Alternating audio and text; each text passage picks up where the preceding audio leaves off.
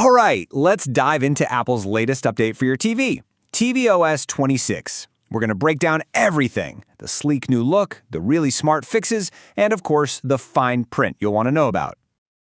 Okay, so the very first thing that's going to jump out at you is this massive visual glow-up. On the left, you've got tvOS 17. You know, solid, gets the job done. But on the right, that's the all-new liquid glass design. Everything now has this kind of futuristic, translucent feel to it. And a lot of people are really digging this. The general vibe is that it's a much-needed modern refresh. It makes the whole interface feel way more premium. But of course, there's a flip side. For every person who loves the look, there's someone else saying, "Hey, I can't find the pause button." And they're not wrong. That super transparent style can make the controls basically vanish depending on what you're watching. So what even is this liquid glass thing? Well, Apple's going for this layered, refractive feel, like you're looking through different panes of glass. And really, this one idea is the core tension of the whole update. It's that classic battle between form and function. Now, putting the looks aside for a minute, tvOS 26 brings some seriously common-sense fixes that honestly everyone can get behind. We're talking about those little daily annoyances that have been driving people crazy for years.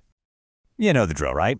You're flopped down on the couch, ready to watch your show, and you're just bombarded with someone else's recommendations. Kills the mood instantly.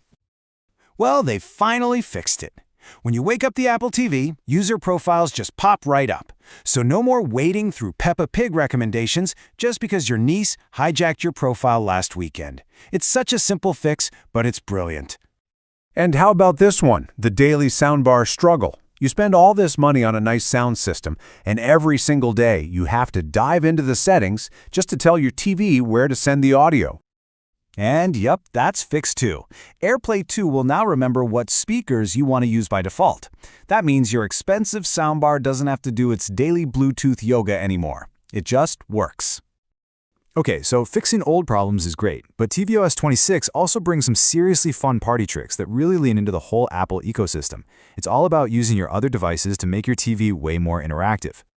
Get this, your living room is now a full-blown karaoke stage. Seriously. In Apple Music, you can just use your iPhone as a mic.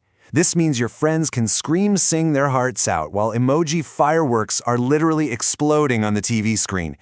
It's pure, chaotic fun. And the ecosystem fun doesn't stop there. With FaceTime on Apple TV, when someone rings you, their contact poster just blows up, life-size, right on your TV. So, you know, when your mom calls, yeah, there is absolutely no pretending you didn't see it. So, a slick new design, some fun party tricks, sounds pretty good, right? But what's the catch? As with any big update, you gotta read the fine print. There are definitely a few limitations to keep in mind. Okay, for instance, that awesome new default speaker feature. It's super convenient for sure, but, and this is a big one, it only outputs in stereo.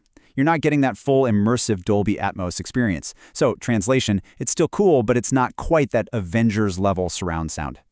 And this is important. Some of the absolute best new features require specific hardware. That amazing karaoke mic thing only works with the newest Apple TV 4K, the one from 2022 or later. FaceTime needs at least a second-gen 4K model. The good news, though, is that the liquid glass look comes to all the supported models. So let's bring this all home. After looking at the slick new design, the practical fixes, and all the catches, what's the final verdict on tvOS 26? Is this a must-have upgrade? Look, here's the bottom line. tvOS 26 is a really polished refresh, not some wild revolution. The good?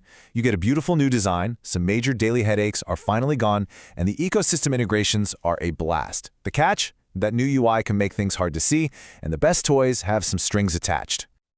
So, is it a must-download? Yeah, absolutely. This update is a huge step forward for the Apple TV, pushing it into a more modern, integrated, and honestly, just a more fun future. Unless, of course, you really, really like your pause button to be solid and, you know, visible. In that case, well, enjoy the nostalgia.